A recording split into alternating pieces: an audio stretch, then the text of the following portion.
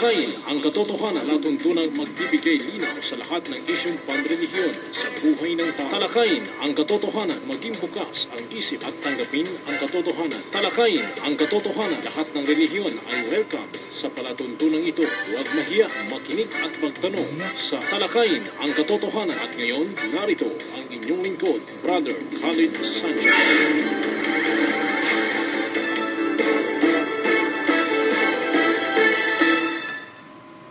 At walang sino man ang maaring mamatay maliban kung kapahintulutan ito ni Allah at sa natataningang araw. At sino man ang maghangad ng gantimpala sa mundong ito, aming ipagkakaloob ito sa kanya. At sino mang maghangad ng gantimpala sa kabilang buhay, aming ipagkakaloob ito sa kanya. At aming gagantimpalaan ang mga may pagtanaw ng utang na loob. Bismillahirrahmanirrahim. Qala subhanaka la ilma lana illa ma 'allamtana innaka antal alimul hakim. Assalamualaikum sa aking mga kapatid na mga Muslim. Magandang hapon po sa mga kababayang mga Kristiyano na nakikinig sa ating palatuntunan sa hapong ito.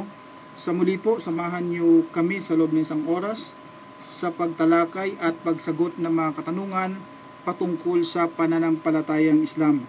Ang inyong lingkod, Brother Khalid Sanchez. Kasama ko rin po sa hapong ito ang atin pong tagabasa na isang Sheikh, isa pong Hafiz. Siya po ay nakamemorize ng buong Quran. Walang iba kundi Sheikh Morris Kabugatan. Ngunit bago po dyan, nais ko po munang bigyang daan po yung ating mga panawagan, ang ating tanggapan. Ang Mindanao People Dawa Association ay patuloy pa rin sa kanyang pamamahagi ng libreng Islamikong babasahin. Ang atin pong tanggapan ay matatagpuan sa panulukan po lamang ng Ruales at Sinswat Street. Dito po yan sa lungsod ng Cotabato.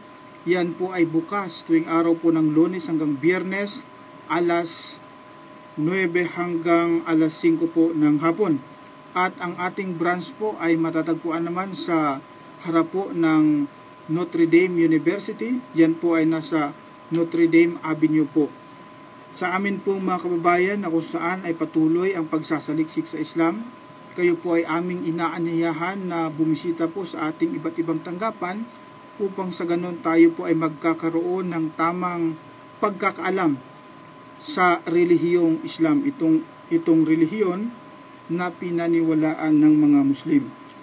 At sa mga kababayan naman po natin na kung saan ay nasa malayong lugar po, ito pong ating pangradyong palatuntunan ay maaari na pong makita sa youtube.com. Gagawin po lamang ng ating mga kababayan ay i-search or i-type po yung ating pangalan, Khalid Sanchez. Doon po ay inyong makita ang iba't ibang paksa na atin pong tinalakay dito sa ating palatuntunan, dito po sa radyo. At paki-like na rin po yung ating Facebook page na Bro Khalid Sanchez. Sa mga nais pong maging bahagi ng ating palatuntunan, maaari po kayo magpadala ng inyong mga katanungan. Ang hotline po natin ay 0915-50-63652. Ulitin ko po, 0915-50-63652. Isa pa, 0915-50-63652.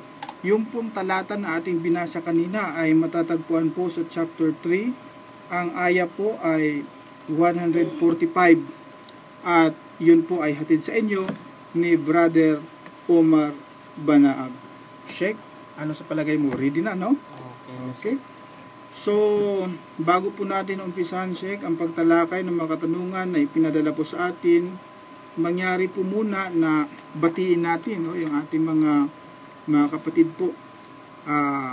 Happy Idul Fitr nga pala, Sheikh, kay Brother Omar Banaag, si Sister Jane Pandalangan, si Engineer Tizan Gamaludin at Engineer Nuruddin Bila.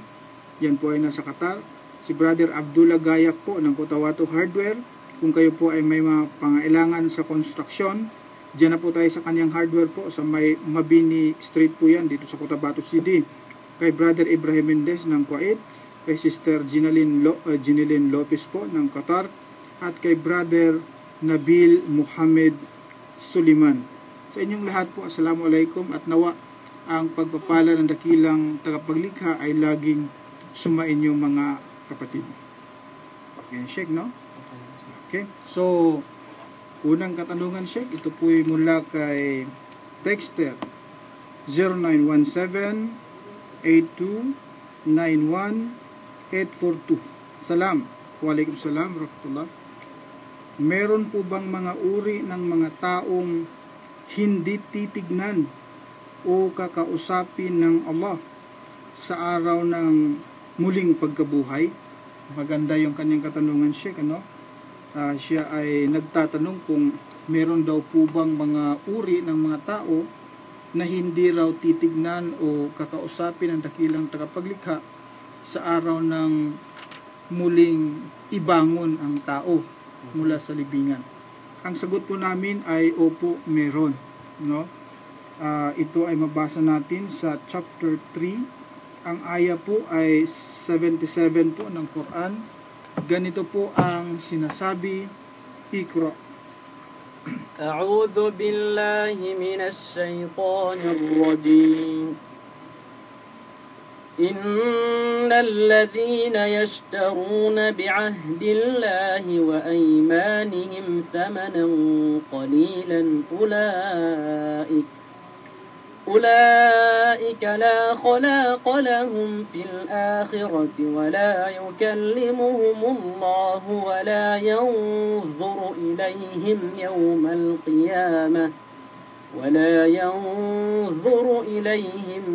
القيامة ولا يزكيهم ولهم عذاب أليم.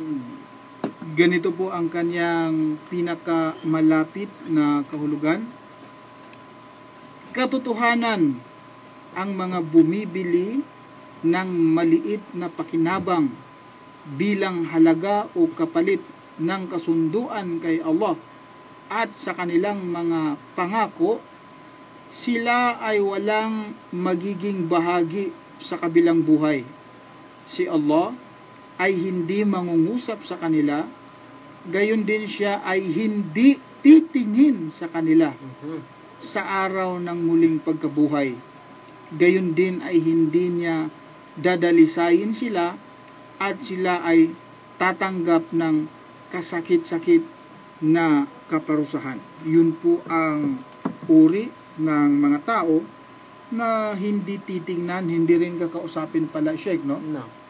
Ng ating Panginoong si Allah subhanahu wa ta'ala sa araw na tayo ay muling bubuhayin sa Yawmul Qiyamah, no, Sheikh? Oo, matindi nga. Yun ay ayon sa Quran. Alam niyo po, mga kababayan, mga Kristiyano, maging sa Biblia, Sheikh, ay meron din palang mga uri ng mga tao na hindi kakausapin sa araw ng paghuhukom. Ito mas malupit ito, Sheikh. Dahil maliban sa sila'y hindi kakausapin, hindi rin titignan, palalayasin pa ang mga taong ito. Oo, palalayasin sila, Sheikh. Hirap, no? Palayasin ka eh. At alam niyo po ba, mga kababayang, mga nakikinig ngayon, kung sino-sino itong mga taong ito na sa araw ng paghuhukom, Sheikh, sila ay palalayasin. Palalayasin sila. Alam niyo po ba kung sino ang mga uri ng mga taong ito? Ito po yung mga pastor, mga ministro, mga ngaral sa iba't ibang sekta ng relihiyong Kristyanismo. Sa araw ng paghuhukom, palalayasin ito sila ni Kristo siya. No, palayasin, matindi, pagalitan, no? Palayasin pa. Naku. Ito, basahin ko po ang isang talata. Ito po ay nasa Biblia sa aklat ng Mateo. 7 po, ang mga talata ay 22 hanggang 23. Ganito po ang pagkakasabi.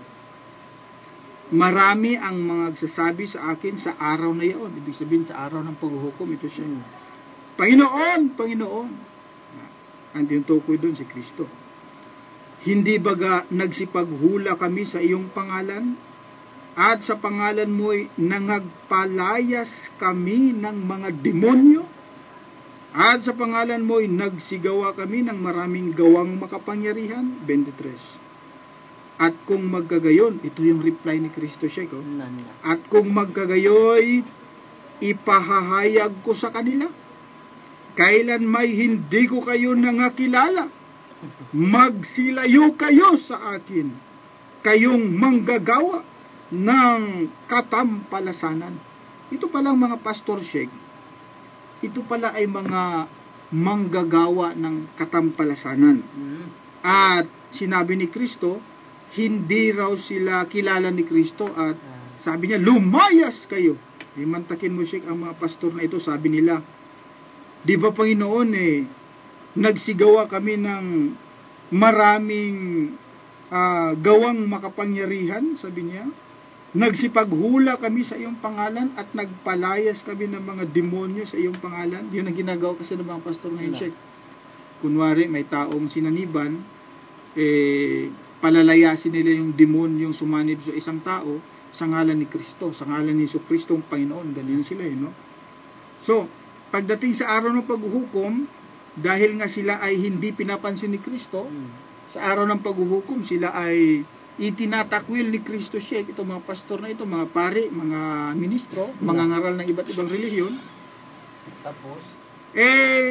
Ang mangyari nito Sheikh ay lalapit sila kay Kristo. At kunwari ay kanilang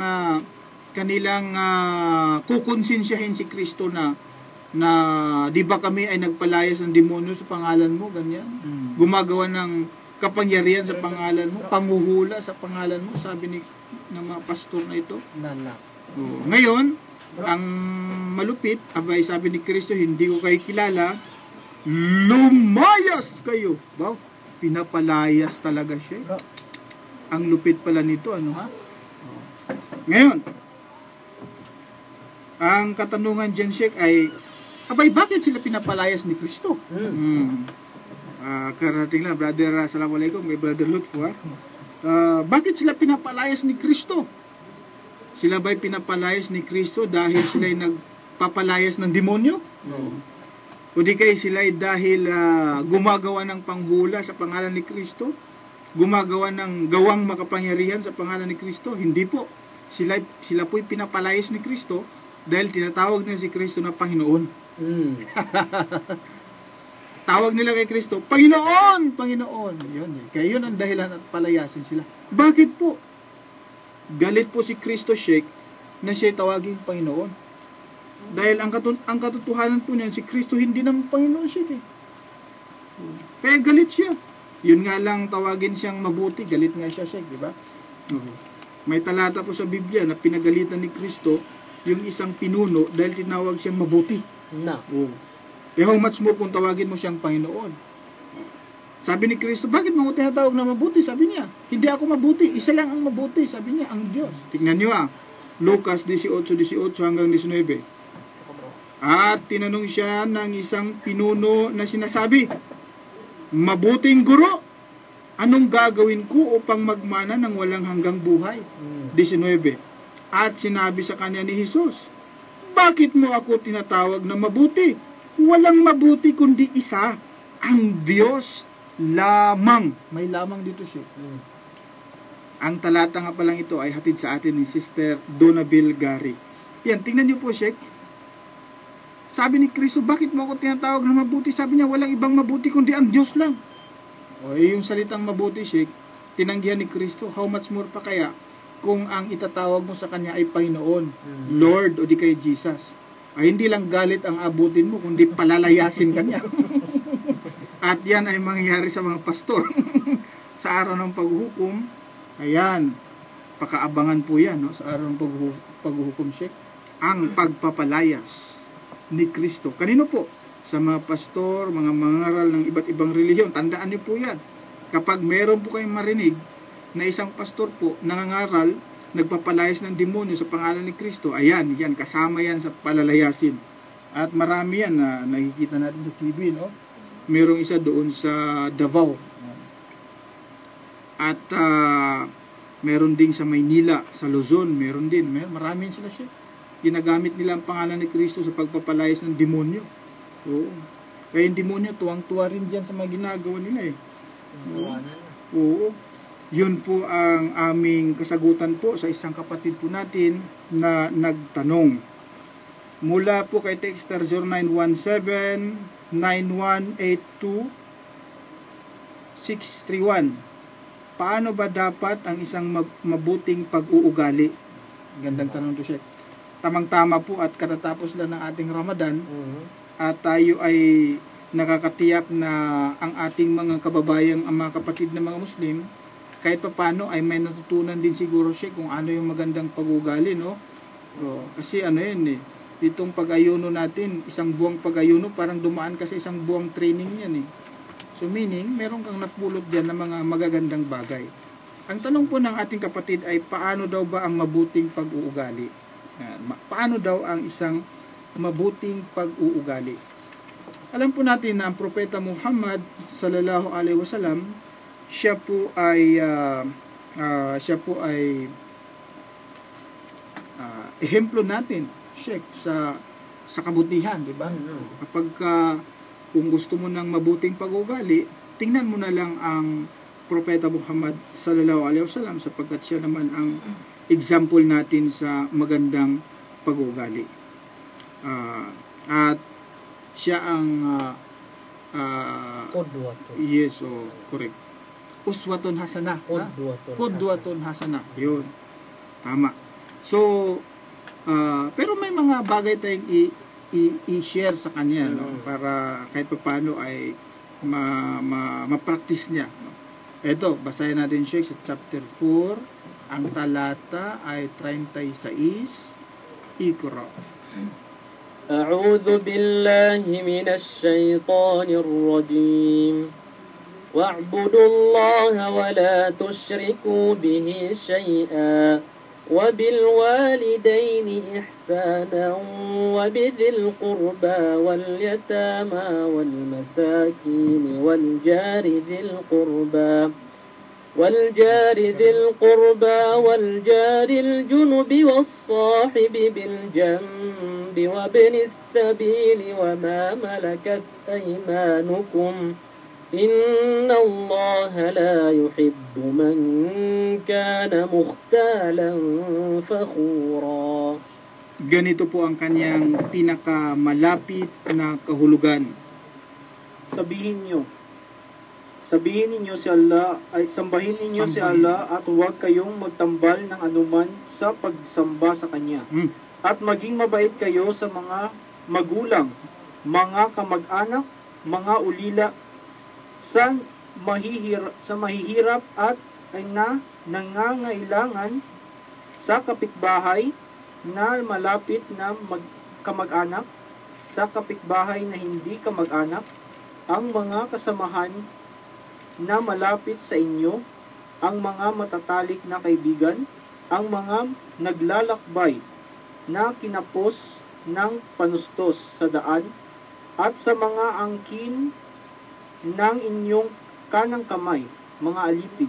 Katotohanan, si Allah ay hindi nagmamahal sa mga mayayabang at hambog.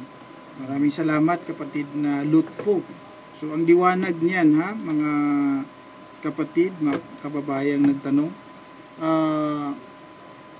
para po maging katanggap-tanggap yung ating kabutihan, abay pinakauna po sa lahat ay dapat sambahin natin si Allah. Yun ang unang utos, Sheikh, no, na dapat natin gagawin.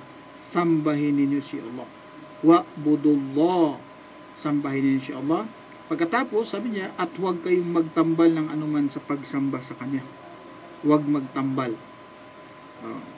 Eto, sunod, sabi niya, at maging mabait kayo sa mga magulang. Marami sa atin mabait sa ibang tao, pero sa mga magulang, Sheikh, napakasuplado niya, suplada, no?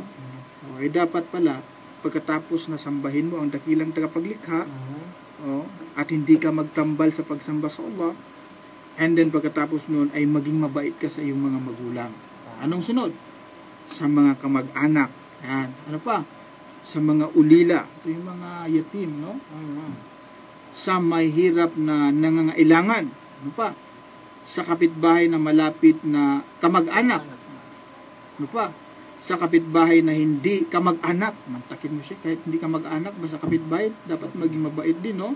Kanino pa? Ang mga kasamahan na malapit sa inyo. No? Ang mga naglalakbay na kinapos. Ano pa? Kinapos ng panusto sa daan at sa mga angkin ng inyong kanang kamay.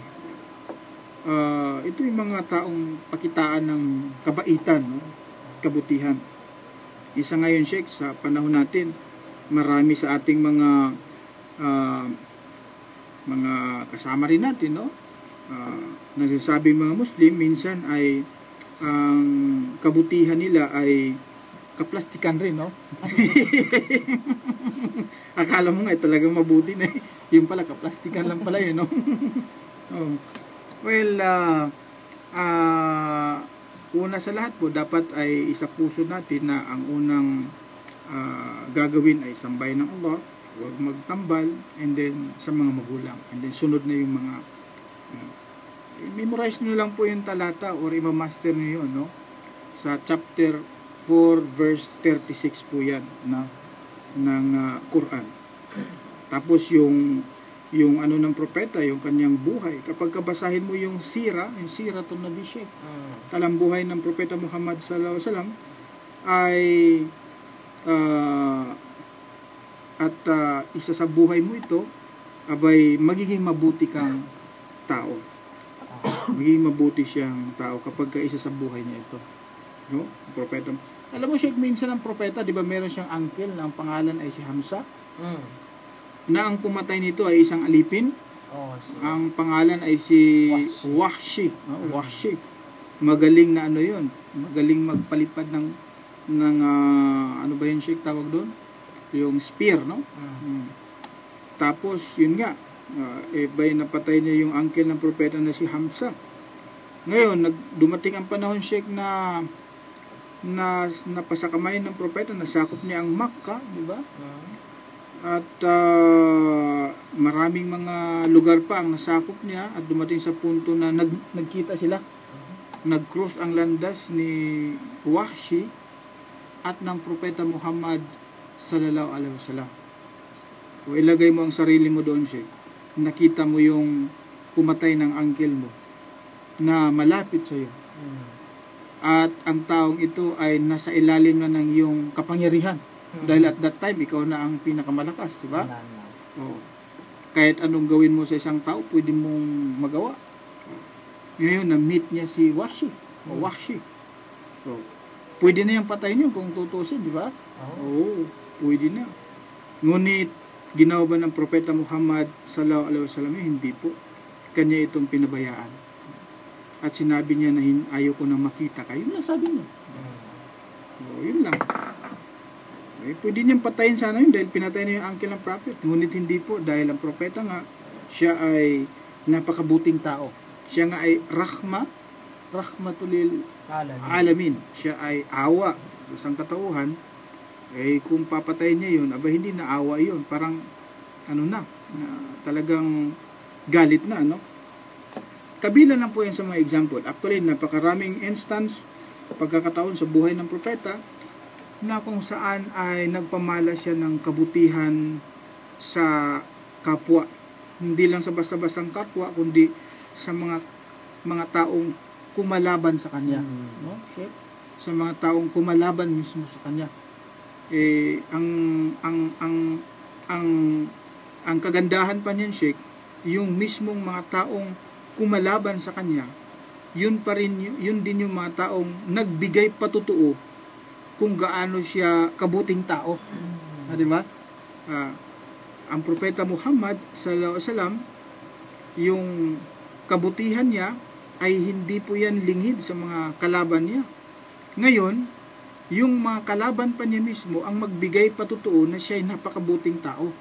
Halimbawa, noong naimbitahan si Abu Sufyan, no? Isang pagkakataon, Sheikh, na si Abu Sufyan ay naimbitahan doon sa korte ni Emperador Heraclius ng Roman Empire. Kasi nabalitaan ng emperador ng Roman Empire na may isang nagpakilalang propeta sa Arabia. No, ganun nga, Brother Lutko. So, pinatawag niya ngayon, sino sa kanyang mga kaharian ang malapit na kamag-anak ng isang propeta na ito na taga-Arabia na nagpakilalang propeta. Nagkataon na nandoon si Abu Sufyan sa Syam, no? Sa may Syria. Di siya ngayon ang naimbitahan doon sa korte ni Emperador Heraclius, si Hercules, no?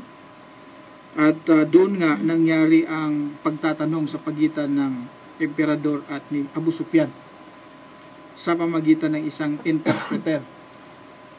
At naalala ko, Sheikh, isa sa mga tanong doon ay nagsisinungaling ba ang propetang ito? Yun ang tanong kay Abu Sufyan. Isa sa mga tanong na naalala ko lang, no, nabasa ko sa aklat. Tinanong sa kanya ng emperador kung ang propetang ito na nagpakilalang propeta, siya ba ay nagsisinungaling? Alam natin, Brother Lutfo at Sheikh, kung gaano katindi ang galit ni Abu Sufyan, di ba kalaban na ito, di ba? Numero 1 kalaban ng propeta, itong si Abu Sufyan noon eh. Kasi yan ay isa sa mga leader ng mga Quraysh na kalaban ng prophet, si Abu Sufyan. Ngayon, nandoon na ngayon sa pagkakataon na pwede niyang sirain ang propeta. Di ba, Sheikh? Pwede niyang sirain na napakasinungaling niyan. Totoo yan. Napakasinungaling na tao yan. Pero hindi niya nagawang sabihin ito. Hindi niya nagawang sabihin sa harap mismo ng hari ng mga Romano, na ang propeta Muhammad sallallahu alaihi wasallam ay sinungaling. Sabi niya siya nagsasabi ng katotohanan. Mantakin. Yung kalaban mismo, kalaban mismo, nagbigay siya ngayon ang magsabi ng patotoo, sasaksi siya na yung kalaban niya ay hindi nagsisinungaling. O, kita mo? O, matindi yun. O, natatakot siya. Pero hindi siya nasabi niya yun, Sheikh, yung totoo. Nasabi niya na ang propeta hindi nagsisinungaling. Pero sa puso niya, sabi niya, gusto niya magsinungaling. Gusto niya sabihin sa hari na hindi totoo yan. Sinungaling yun si Muhammad. Yun ang gusto niya sabihin. Natatakot siya kasi dahil meron siyang mga kasama na mga Arabo din na nandoon. Kung sabihin niya na sinungaling ang propeta, ang isipin ng mga kasama niya, sinungaling si Abu Sufyan. Dahil alam ng mga kasama ng mga Arabo na ang propeta hindi sinungaling. Diba, no? Kaya natakot siya. Mantakin mo yan. Allahu Akbar. Isa yun sa mga magagandang sa kanya, behavior ng propeta, yung hindi pagiging sinungaling. Na mismong ang kalaban niya, sila pa ang magbigay patutuon na ang propeta Muhammad sallallahu alaihi wasallam ay tunay ngang hindi sinungaling. Okay. Mula po kay texter 0915-6361-923. Magandang hapon sa inyo. Magandang hapon din. Huwag po kayong humatol sa kapwa ninyo. Galit. Huwag po kayong humatol sa kapwa ninyo para hindi rin po kayo hahatulan. Grabe, no? Huwag daw humatol sa kapwa para hindi daw tayo hahatulan. Alam mo, nakakalungkot itong texter natin, sa totoo lang. Alam ko na meron siyang talata na gikot dito, Sheikh. May talata kasi sa Biblia tungkol dyan sa huwag kang humatol sa kapwa para hindi ka hatulan. May talata na ganyan sa Biblia. So yun ang gikot niya, pinambato niya sa atin. Huwag tayong hahatol sa kapwa para hindi tayo hatulan. Ito, para mas maliwanagan yung ating nagtanong, alam niyo po, yun pong talata na gikot ninyo at ipinambato po sa amin, dapat intindihin po natin para kanino po ang talatang ito. Sino ba yung sinasabihan sa Biblia na huwag humatol? Kami ba yun? Tayo, Sheikh, sa pagkakaalam ko, lahat ng sinasabi natin ay may mga patunay, di ba? Hindi galing sa ating oo. At yung talatang hinugot mo sa Biblia at ipinambato sa amin, dapat mong maunawaan kung para kanino yung pagbabawal sa paghatol ngayon. Ito po, babasahin ko para sa iyo, kapatid o kababayan. Sa aklat po ng Mateo 7, ang talata ay 1, ganito po ang sinasabi. Gusto mo ikaw magbasa, Brother Lutfo? Simulan mo sa 1 hanggang sa 5 yan eh, hanggang sa 5. Sige, Brother Lutfo, Ikra. Saan ito bro? 1. Yan. Huwag kayong magsihatol, upang huwag kayong hatulan. Ayan, yan yung talata na gi-quote niya, Brother Lutfo, pinambato sa atin. Siguro masyado siya nasaktan siguro dahil baka inisip na niya talagang naghatol tayo sa kapwa, no? Kaya gi-quote niya yan, ibinato sa atin. Alamin natin kung sino-sino, para kanino yung talatang yan. Sige, tuloy, Brother Lutfo. Sapagkat sa hatol na iyong ihahatol, ay hahatulan kayo. At sa panukat na iyong isusukat, ay susukatin kayo. At bakit mo tinitingnan ang puwing na nasa mata ng inyong kapatid, ngunit hindi mo pinapansin ang tahilan na nasa iyong sariling mata? O paanong sasabihin mo sa iyong kapatid, pabayaan mong alisin ko ang puwing sa mata mo, at narito ang tahilan sa iyong sariling mata? Ikaw na mapagpaimbabaw, alisin mo tuloy siya. Alisin mo muna ang tahilan sa iyong sariling mata. At kung magkagayoy, makikita mong malinaw ang pag-aalis mo ng puwing sa mata ng iyong kapatid. Yan. Yung palang talatang yaon, para pala yun sa mga mapagpaimbabaw, mga hypocrite. Kaya po, intindihin po nating mabuti. Hindi lang po yung talata, kundi intindihin nyo po yung context, hindi lang yung text. Sabi dyan, ikaw na mapagpaimbabaw. Para pala sa mapagpaimbabaw yun. Alisin mo muna ang tahilan sa iyong sariling mata, at kung magkagayoy makita mong malinaw ang pag-alis mo ng puwing sa mata ng iyong kapatid. Tama naman. Mantakin mo yung mga mapagpaimbabaw naghahatol sila sa kapwa, pero sila rin pala ay dapat ding hatulan. Di sabi dyan, alisin mo muna. Ibig sabihin, huwag ka munang magpakabuti ka muna, no? Dahil sa Biblia po ay hindi po ipinagbabawal na ikay magbigay ng hatol. Sa Biblia hindi po bawal yun Maging sa maluwalhating Quran, hindi rin po bawal ang pagbigay ng hatol. Unahin muna natin siguro ang Quran, no? Bago tayo sa Biblia. Ito. Ang amin pong maluwalhating Quran ay nagsabi po na pwede kang magbigay ng hatol. Basta ba ang hatol mo ay merong katarungan o ayon sa tinatawag na katarungan. Kapag hatol ka, dapat may katarungan. Justice. Ito po ang sinabi sa chapter 4. Ang aya po ay 58 ng Quran. Ganito po ang sinasabi. Ikra.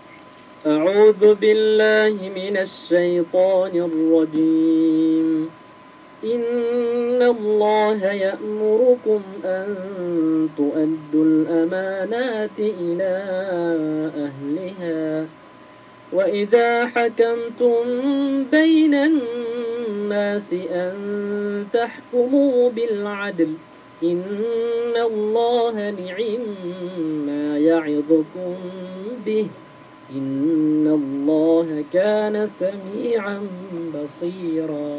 Ganito po ang kaniyang pinakamalapit na kahulugan. Katotohanan si Allah ay naguutos sa inyo na inyong ibalik ang pagtitiwala sa kaninuman na nagmamay-ari nito.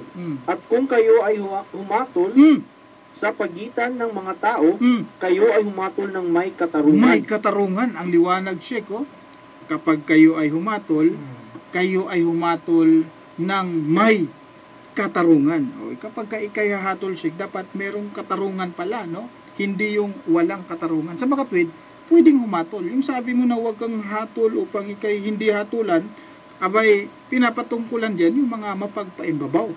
Pero hindi ibig sabihin na bawal ang humatol. Dahil sa Biblia, pwede palang maghatol, basta ba merong katarungan. Abay, mantakin mo siya. Pati nga ang Biblia, kinakampihan ang Quran sa puntong yan eh. Pati Biblia siya, kinakampihan ang Quran sa puntong yan. Ito po, Juan 7, ang talata ay 24, Brother Lot po. Pakibasa nga ako, Brother Lot po, sa 24. Ikra. Huwag kayong magsihatol ayon sa anyo, kundi magsihatol kayo ng matuwid na paghatol. Eh, pwede siya na maghatol. Sabi nga ng Biblia, magsipaghatol kayo ng matuwid na paghatol. Eh, di sumasang-ayon siya doon sa Quran na may katarungan. Dahil yun naman talaga, kapag matuwid ang hatol, eh, may katarungan yun. Eh, di nagsang-ayunan ngayon ang dalawang aklat siya. O, di ba? Hindi nga lang naintindihan ng ating sad to say, maintindihan din natin na hindi niya naintindihan sapagkat hindi nga siya nagbabasa ng Biblia, no? O, pwede palang maghatol eh. Sabi nga ng Biblia, sabi niya, huwag kayong magsihatol ayon sa anyo. Kundi, magsihatol kayo ng matuwid na paghatol. Magsihatol. Pwede palang magbigay ng hatol. Ngayon, ang tanong natin ay, ano ba ang magiging batayan natin sa pagsabi ng ating hatol ay may katarungan o di kaya ang hatol natin ay matuwid? Ano ba ang, paano ba natin masasabi na ang hatol natin ay matuwid? Take note po ha. Paano natin masabi na ang hatol natin ay may katarungan? Ito ay matuwid na paghatol. Ito po ang sagot dyan. Sa chapter 5 po ng maluwalhating Quran, ang aya po ay 47 hanggang sa 49 na lang tayo, Sheikh, no? 47, umpisa natin sa 47 hanggang sa 49 tayo, Sheikh. Ganito po, para masabi natin na matuwid yung ating paghatol. Ikra. A'udhu billahi minash shaytanir rajim. وَلْيَحْكُمْ أَهْلُ الْإِنْجِيلِ بِمَا أَنْزَلَ اللَّهُ فِيهِ وَمَنْ لَمْ يَحْكُمْ بِمَا أَنْزَلَ اللَّهُ فَأُولَئِكَ هُمُ الْفَاسِقُونَ وَأَنزَلْنَا إِلَيْكَ الْكِتَابَ بِالْحَقِّ مُصَدِّقًا لِمَا بَيْنَ يَدَيْهِ مِنَ الْكِتَابِ وَمُهَيْمِنًا عَلَيْهِ فَاحْكُمْ بَيْنَهُمْ بِمَا أَنزَلَ اللَّهُ وَلَا تَتَّبِعْ أَهْوَاءَهُمْ عَمَّا جَاءَكَ مِنَ الْحَقِّ لكل جعلنا منكم شرعة ومنهاجا ولو شاء الله لجعلكم أمة واحدة ولكن ليبلوكم فيما آتاكم فاستبقوا الخيرات إلى الله مرجعكم جميعا فينبئكم بما كنتم فيه تختلفون وأن احكم بينهم بما أنزل الله ولا تتبع أهواءهم واحذرهم أن يفتنوك عن بعض ما أنزل الله فإن تولوا فاعلم أنما يصيب الله ببعض ذنوبهم وإن كثيرا من الناس لفاسقون. Ganito po ang kanyang pinakamalapit na kahulugan. Medyo mahaba-haba yan, Brother Lutro. Hayaan ng mga tao na pinagkalooban ng Ebanghelyo ay humatol ng ayon sa ipinahayag ni Allah dito. Humatol ng ayon sa ipinahayag. Tingnan mo yung mga tao pala na pinagkalooban ng Ebanghelyo, hayaan na sila kapag sila maghatol sila ayon sa ipinahayag sa kanila tuloy. At sino man ang hindi humatol ng ayon sa ipinahayag ni Allah, kung gayon sila ay fasikun. Yun. Kaya sa atin po, sa ating palatuntunan, kapag magbibigay kami ng hatol, ayon po sa kapahayagan. Dahil fasikon ka pala kapag ikay maghatol ng hindi na ayon sa kapahayagan, kapatid na Lot po. Sa mga katuwid, pwedeng maghatol, no? Go ahead, kapatid. At aming ipinanaog sa iyo, O Muhammad, ang aklat, ang Quran, sa katotohanan na nagpapatotoo sa kasulatan na dumatal ng una pa rito at muhayminan. Dito ay bilang isang pamantayan ay nakasasakop dito. Kaya't iyong hatulan sila ng ayon sa ipinahayag ni Allah. Yun. Ang Quran. Yun. At huwag mong sundin ang kanilang walang saysay na pagnanais na magliligaw sa iyo sa katotohanan na dumatal sa iyo sa bawat isang bansa, pamayanan na sa inyo. Kami ay nagtalaga ng isang batas at isang paraan ng buhay. Kung ninais lamang ni Allah, magagawa niya na kayo ay maging isang bansa o pamayanan. Datapwat nais niya na masubukan kayo sa bagay na kanyang ipinagkaloob sa inyo. Kaya't magpaligsahan kayo sa paggawa ng mabubuting gawa. Kayong lahat ay magbabalik kay Allah at ipapaalam niya sa inyo ang mga bagay na hindi ninyo pinagkakasunduan. At humatol ka, O Muhammad, na naman, hatol ka, ha? Sa pagitan nila ng ayon sa ipinahayag ni Allah, at huwag mong sundin ang kanilang walang saysay na pagnanais, at maging maingat sa kanila na ikaw ay mailihis nila sa pagtulad sa ilang kautusan na ipinahayag ni Allah sa iyo. At kung sila ay magsitalikod, iyong maalaman na ang ninais ni Allah ay maparusahan sila dahil sa kanilang mga kasalanan. At katotohanan, ang maramihan sa mga tao ay fasikun. Karamihan sa kanila, fasikun, no? Ang liwanag pala, Sheikh, dito sa ating maluwalhating Quran na sinabi ng dakilang tagapaglikha, na kapag sila ay magsipaghatol, dapat ito'y naayon sa kapahayagan ng Allah. Hayaan na ang mga tao pinagkalooban ng ebanghelyo ay humatol ng ayon sa ipinahayag ni Allah dito. Hatol ka ayon sa kapahayagan niya, sapagkat hindi naman tama na ikay magbibigay ng hatol ayon sa chismis. Hindi na matuwid yon, kapatid.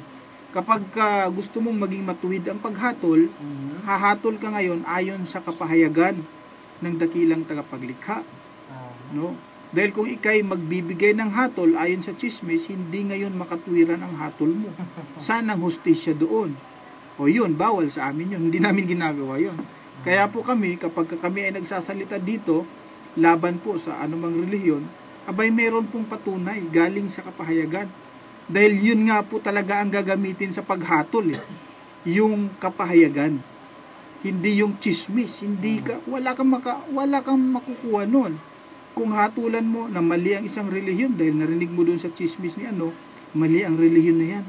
Kasi narinig ko doon sa mga chismis na kumakalat, abay sa relihiyon na yan, marami po ang mga demonyo daw. Mapupunta sa impyerno ang mga taong yan dahil mga mamamatay tao yan, narinig ko sa chismis. Hindi po maging makatwiran yung kaniyang hatol doon, kapatid.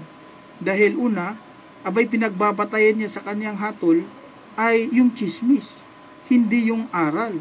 Dapat kung ikay magbibigay ng hatol, ibabatay mo doon sa kapahayagan, hindi doon sa chismis. Yun din ang sinasabi ng Biblia, kapatid. Tingnan mo sa Biblia po, Biblia na naman tayo. Quran yun kanina, Biblia na naman tayo.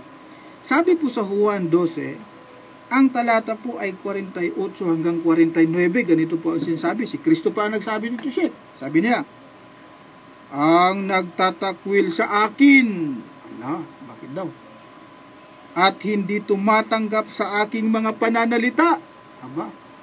Hindi raw tatanggap sa pananalita ni Kristo. Anong mangyari? Ay mayroong isang hahatol sa kanya. Nandito na naman yung hatol-hatol.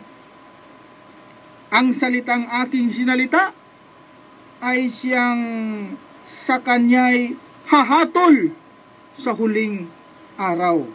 49. Sapagkat ako hindi nagsasalita na mula sa aking sarili, kundi ang Ama na sa akin ay nagsugo ay siyang nagbigay sa akin ng utos. Kung ano ang dapat kong sabihin at kung ano ang dapat kong salitain. Aba, Sheikh, ang sabi ni Kristo napakaliwanag. Ang sino raw magtakwil sa kanya, hindi tatanggap sa mga salita ni Kristo. Sabi niya, yun ang hahatol sa kanya. Ay pwede rin palang hatol, no? Kita nyo lang. Kaya po, kailangan po nating maging matalino dito Brother Lutfo. Minsan, o madalas nga, yung talatang ibinato sa atin, actually nami-misuse. Hindi talaga ang gumagamit karamihan ay hindi rin nakaintindi talaga sa talatang yaon kung sino ang tinutukoy. Correct, tinutukoy. Yung pala, ang tinutukoy pala sa talata, yung mga mapagpaimbabaw. Tama naman.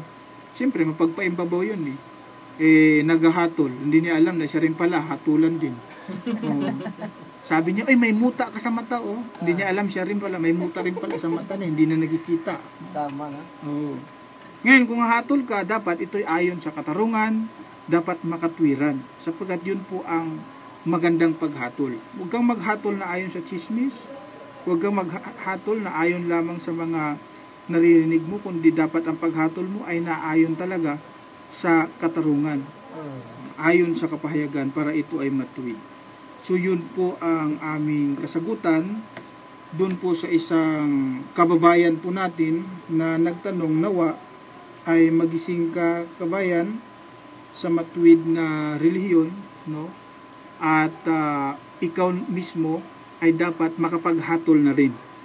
Dapat ang ihahatol mo sa sarili mo ay yayakapin mo na ang matuwid na relihiyon. Yun dapat ang maging hatol niya, Sheikh at kapatid na Lutfo, sa kanyang sarili.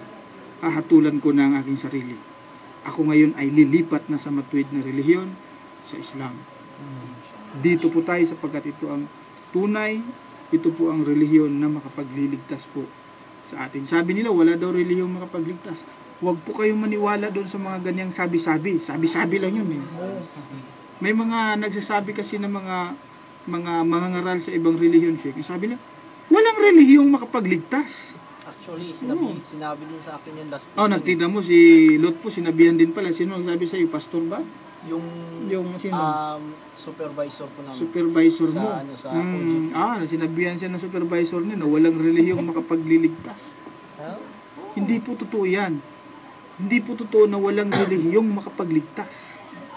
Ang relihiyon po ay bahagi po yan, kasama po yan, makatulong yan para sa kaligtasan natin. Hindi mo pwedeng sabihin na walang relihiyong makapagligtas. No? Hindi po pwede yun. Dahil bakit? Kung walang relihiyong makapagligtas, anong sistema ang susundin natin para tayo ay maliligtas? Kasi ang relihiyon, sistema yun. Mayroong sistemang nakalagay dyan, mga alituntunin na sundin mo para ikay maligtas. Ano susundin mo? Sabi nila, yung paniniwala mo kay Kristo. Faith lang daw, faith. Kasi yung faith, paniniwala, yun ang makapagliligtas. Kasinungalingan po yun. Huwag kayong maniwala doon. Huwag kayong maniwala doon. Hindi po pwede na ikay maliligtas dahil lang sa ganyan. Dapat kasi magkasama yung tamang paniniwala, paggawa ng kabutihan. Ngayon, saan mo matatagpuan yung tamang paniniwala at paggawa ng kabutihan? Siyempre doon sa matuwid na relihiyon. Diba? Doon sa tuwid na relihiyon. Naku, kung may time lang sana tayo, ang sarap papyaw. Kaso may isang tanong na nakaabang dito. Ang ganda-gandang tanong ito, Sheikh. Siguro next time, talakayin natin yan, no? Kapag may magtanong, no? O yung relihiyon ba ay ang relihiyon ba ay makapagligtas o meron bang relihiyong makapagligtas? Kaya sabi nila, wala raw faith alone. Alone. Ligtas ka. Meron bang relihiyon, Sheikh, na Meron pang iglesia na ligtas ka na, may ganun. Pag aanib ka sa kanilang relihiyon, Ligtas ka na. ligtas ka na. Oo. Yung mga nandun sa loob, ligtas na lahat. Yes, yun. ligtas na. Yun ang Hindi yun. sinasabi nila eh. Ligtas na. Kapag nandun ka na, ligtas ka na. Sigurado ka na mapunta sa paraiso. Kahit nagagawa ka pa ng kung ano-anong kasalanan. Kasi ligtas ka na. Tinubos na yung kasalanan mo. Inagaw na yung kasalanan mo. Ipinako na sa krus yung kasalanan mo. Oo. Siguro talakayin natin yan sa... Ganda-ganda yan Ganda kasing topic yan eh. Sige, yung mga kasamahan natin, yung mga nakikinig dyan ng mga ng mga kapatid natin mga Muslim, siguro next time sa ating palatuntunan, mag-invite sila ng Christian para makinig sa mga ganyang topic. O, para higit na maunawaan kung may relihiyon bang makapagligtas, kung may relihiyon ba na ligtas ka na, o faith lang ba ang maaring ligtas ka na sa faith na yan. Maganda yung talakayin. No? Sige. So, dito na lang tayo sa magandang tanong kasi ito, Sheikh. Oh. So, gusto kong talakayin ito, Sheikh. Tanong niya, 0915-6364132. Totoo po bang may the end of the world? Maganda yan, Sheikh. Magandang tanong ito. Totoo daw ba na merong the end of the world? Ikaw ba, Sheikh, naniwala ka na tinatawag na the end? Ha? Ay, siyempre, Sheikh. Good. Pag may simula, may katapusan. Tama yan. Dapat talaga... Maganda yan, Sheikh, na katanungan. Meron Baka bang... yung tao na yun, akala na hindi siya mamatay. Correct. Hindi siya maniwala ng the end May katapusan of the world. Grabe talaga, no? Matindi talaga itong mga tanong na pinupukol sa atin, Sheikh. Ano kaya yan, Sheikh? Salam yan, Sheikh? Wala. Wala, Sheikh. Walang salam. Alam na natin. Malamang hindi pa na narinig yung mga talata dyan, Sheikh. Correct. Hindi pa. Ngayon, sagutin natin, Sheikh, ayon din sa ipinahayag ng dakilang tagapaglikha. Ito, hahatol kami ayon sa ipinahayag. Hindi ayon sa chismis.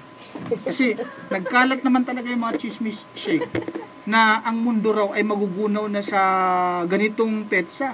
Halimbawa, may nabasa ako, Sheikh, ha? Dati 2012, no? December 21, 2012, magugunaw. Pa sila ng Correct. Pelikula. Kung ano-ano mga pelikula na magugunaw na ang mundo. Ngayon, Sheikh, may bago ngayon, Sheikh, sa September daw, 2015, this year. Magugunaw daw ang mundo. Malapit. Dim. Yun yung San Andreas. Oo nga, malapit na kasi ngayong taon na ito. Dapat maganda sila eh. Lahat ng yan, Sheikh, puro chismis lang, di ba? 2015, 2012, noon pa, 1982, year 2000, 2011, yung si Pastor Harold Camping. Sabi niya, magugunaw daw ang mundo noong May 21, 2011. Batay lang sa kanyang maling mga chismis at kalkulasyon.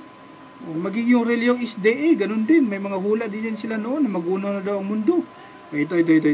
Alamin natin kung totoo ba na, kasi palpak yung mga hula nila, Sheikh. Mintis lahat eh. Magugunaw na daw ang mundo sa ganitong petsa, ganyan. Pagdating ng petsa ngayon, walang nangyari. Ganda-ganda pa ng araw. Ganda ng araw. Palpak talaga, no? Mga false prophet yan eh. Ito, alamin natin kung meron ba talagang pagkagunaw ng mundo. Sa chapter 17 po ng Quran, ang talata po ay 58 po. Ganito ang sinasabi, Iqra. أعوذ بالله من الشيطان الرجيم وإن من قرية إلا نحن مهلكوها قبل يوم القيامة أو معذبوها عذابا شديدا كان ذلك في الكتاب مسطورا. Ganito po ang kanyang pinakamalapit na kahulugan. Ikra. At walang isang mangbayan o pamayanan ang hindi namin wawasakin bago maganap ang araw ng muling pagkabuhay o parusahan ito ng isang matinding kaparusahan. Ito ay nakatala sa aklat ng aming pag-uutos. Grabe. Ang liwanag, Sheikh, dito na sinasabi ng ating maluwalhating Quran na walang bayan, no, na hindi wawasakin bago maganap ang muling pagkabuhay. So, meaning, may end of the world. No? May the end talaga. Pati pala itong Hot FM na kinatayuan natin ngayon, kung saan tayo nagpo-program, mawawasak din pala ito, Sheikh. Walang forever. Walang forever. Sabi na may forever daw. Oh, walang forever daw, Sheikh. Ang forever doon sa kabilang buhay, doon sa pagpasok natin sa paraiso ng Allah. Inshallah. Oh, khalidina fiha, hum fiha khalidun. Sheikh? Oh. Kapag ka ikay nandoon na, ikay mananahan dito magpakailanman, forever. Khalidina fiha abada. Na, kita mo? So may katapusan. Ito po ay sinasabi sa ating maluwalhating Quran na may katapusan. Na darating talaga ang tinatawag na huling oras. Kita mo yun, Sheikh? Huling oras ang tinutukoy, Darating ang tinatawag na huling oras. Ang Allah ang nagsabi niyan. Saan po natin mabasa yun? Sinasabing huling oras na yan na darating. Ito po.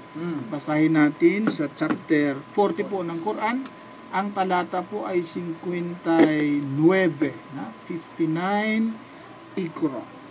أعوذ بالله من الشيطان الرجيم إن الساعة لآتية لا ريب فيها ولكن أكثر الناس لا يؤمنون. Sa kanyang pinakamalapit na kahulugan, Brother Lutfu, Iqra.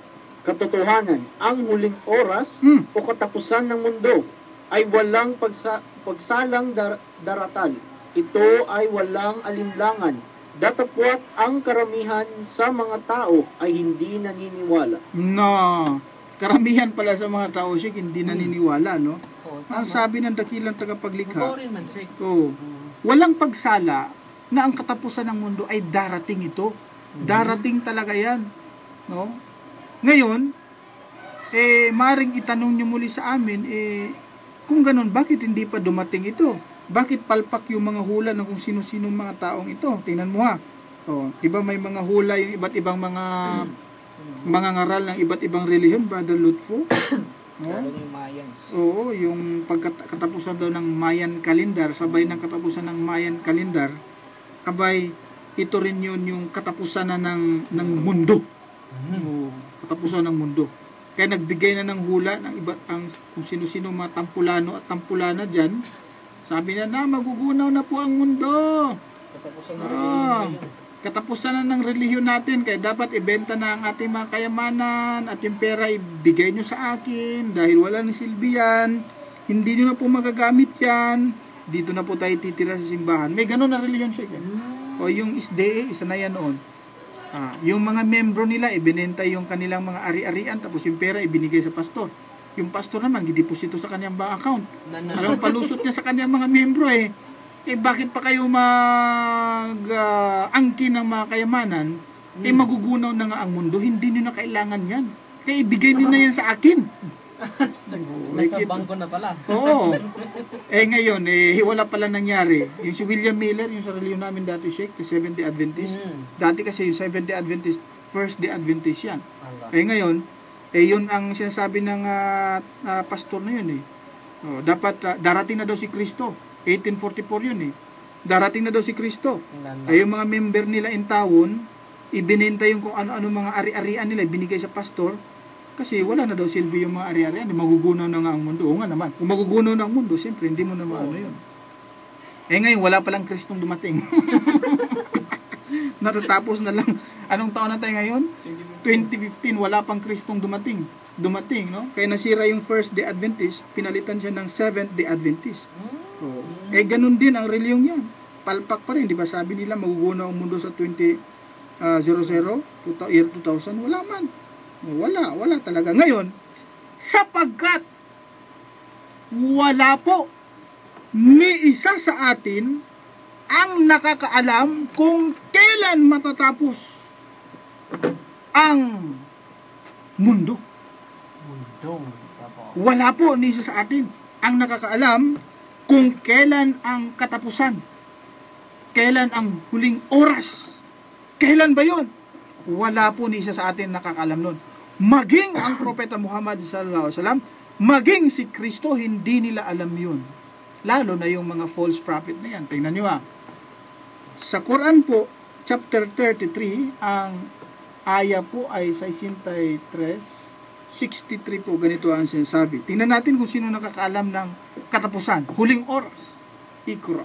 أعوذ بالله من الشيطان الرجيم يسألونك عن الساعة قل إنما علمها عند الله وما يدريك لعل الساعة تكون قريبا. Ganito po ang kaniyang pinakamalapit na kahulugan. Ikra. Ang mga tao ay nagtatanong sa iyo tungkol sa huling oras. Iyong ipagbadya, ang kaalaman dito ay kay Allah lamang. Ano ang inyong nalalaman? Maaaring ang oras ay malapit na. Ang napakaliwanag eh. Tinatanong, sabi, pinahayag ng dakilang tagapaglikha, yas'alunaka. Nagtatanong ang mga tao sa iyo. Ano ang tanong? Tungkol sa huling oras. Yung the end of the world. Yung katapusan ng mundo. Ngayon, ipinahayag ng Allah, wala kang kaalaman dito. Ang kaalaman tungkol dito ay tanging nasa Allah lamang. Si Allah lang nakakaalam noon. Hindi si Harold Camping. Hindi si Ellen G. White. O di kayo si William Miller. Kahit nga bukas, hindi nila alam mo. Malay mo, sabi ng Allah, baka nalalapit na. Di ba? Kahit si Kristo, hindi niya alam, Sheikh, kung kailan magugunaw ang mundo. Kung si Kristo nga, hindi niya alam eh. Ito pa kaya mga naglipa ng mga manghuhula ngayon?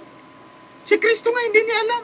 Ang Propeta Muhammad sallallahu alaihi wasallam, hindi niya rin alam kung kailan yung huling oras na yun. Tingnan mo si Kristo Mateo 24, ang talata ay 36, ganito ang pagkasabi. Ngunit tungkol sa araw at sa oras na yaon, walang makakaalam, kahit ang mga anghel sa langit, kahit ang anak sa mga tuwid siya daw, kundi ang Ama lamang. Kung maging sa Biblia, pinapatunayan siya na tanging ang Diyos lamang ang nakakaalam kung kailan magugunaw ang mundo. Si Kristo hindi niya alam. Ang Propeta Muhammad hindi niya alam. Ang nakakaalam lang daw, yung nasa langit, yung Diyos na nasa langit. Kaya huwag niyo pong paniwalaan kung sino-sino yung mga taong magsabi na ang mundo ay magunaw na. Huwag niyo pong paniwalaan yan. Dahil tiyak, false prophet yan. Hindi yan totoo. No? Hindi niyo dapat paniwalaan yan. Tingnan niyo Deuteronomio 18 ang talata 22.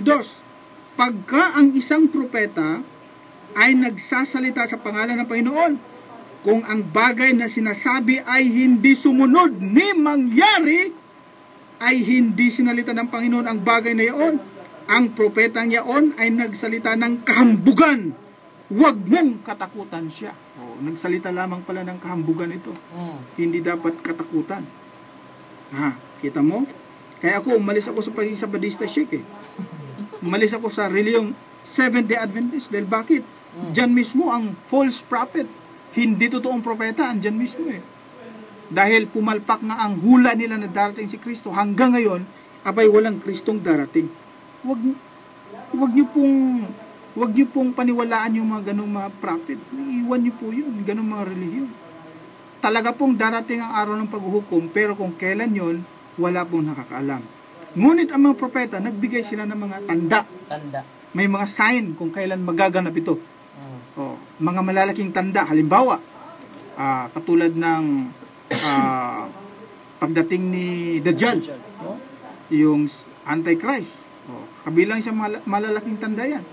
Yung pagdating ng ni Kristo, hindi pa nakakarating si Kristo kabilang sa tanda na magunaw ng mundo, yung pagdating ni Kristo. Major yan, Major sign yan, kapatid na Lutfo. Yung pagsikat ng araw sa kanluran, diba? At marami pa, Ako, isang radio program din yan, sir. Pagkatalakayin natin yung mga major signs ng katapusan. So, isa lang po ang totoo dyan. Ang tanong po, kung totoo bang may end of the world? Opo, meron. Ngunit kung kailan ito, wala na isa sa atin ang nakakaalam. Hindi kasi lahat ng kaalaman siya ibinigay ng Allah, Kasi nga, wa ma'utitum minal ilmi illa qalila. Kita? Sabi ng Allah, I give you knowledge but little. Konti lang. Hindi lahat. Konti lang talagang kaalaman ng tao. Kaya sa program natin, Kung itanong mo sa akin, Brother Khalid, totoo bang magunaw na ang mundo bukas? Hindi ko po alam. Wala tayong batayan doon na kapahayagan, Sheikh, di ba? Tama. Alam masabi natin, maging ang propeta nga, hindi alam tayo pa kaya? Si Jesus Christ nga, hindi niya alam tayo pa kaya? No? Sayang, wala na tayong oras, Sheikh, no? Dami pa sanang sasabihin. Oo. So, ako na makaalam, no? Sa ngalan ng aking mga kasama, salamat sa Sheikh sa pagbabasa, Sheikh Morris Kabugatan. Brother Lutfo, maraming salamat sa pagbabasa. At sa kasama natin, kapatid mo, pangalan niya, Sheikh? Jumaydi Kabugatan. Jumaydi Kabugatan, no? Salamat sa pagsama, pag-escort mo sa kapatid mo, no? Sa amin po mga kababayan, mga Kristiyano, sa mga kapatid po natin, mga Muslim na walang sawang tumatangkilik, nakikinig sa ating paluntunan, kami po ay nagpapasalamat sa inyo. At kung sakaling may mga bagay po na amin nasabi at ito'y naging masakit po sa inyong pandinig, hinihingi po namin ng kapatawaran yan. Humihingi po kami ng patawad sa mga bagay na amin nasabi na ito po yung masakit sa inyo. Sinasabi namin ito hindi po upang laitin kayo, kutyain. Sinasabi po namin ito upang kayo po ay maging kasama rin po sa matuwid ng pananampalataya. Nawa po ang palatuntunan ito ay siyang maging daan upang mamulat ang ating isip sa pagsamba, sa pagkilala sa nag-iisa at tunay na Diyos na si Allah. Hindi po kami magsasawa na kayo po ay imbitahan sa matuwid na relihiyon, sa matuwid na pananampalataya. Hanggang dito na lamang po. Ito po ang inyong lingkod, Brother Khalid Sanchez. Assalamualaikum warahmatullahi wabarakatuh. Ang inyong pong napakinggan ay